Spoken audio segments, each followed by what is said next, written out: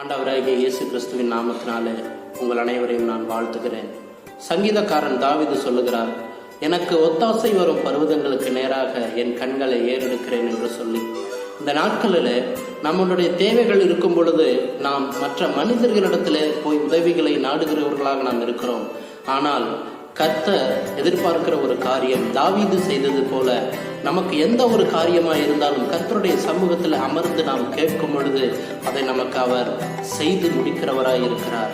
இன்றைய நாட்களில் நீங்களும் நானும் தாவீதை போல நம்மளுடைய காரியங்கள் எதுவாக இருந்தாலும் கர்த்தருடைய சமூகத்தில் அமர்ந்து எனக்கு ஒத்தாசை என்னுடைய தேவ சமூகத்தில் இருந்து தான் எனக்கு வரும் என்று சொல்லி நாம் விசுவாசித்து நாம் அமர்ந்து பெற்றுக்கொள்ளும் பொழுது நாம் ஏறெடுக்கக்கூடிய எல்லா காரியங்களையும் அவர் ஜெயம் கொடுக்கிறவராய் இருக்கிறார்.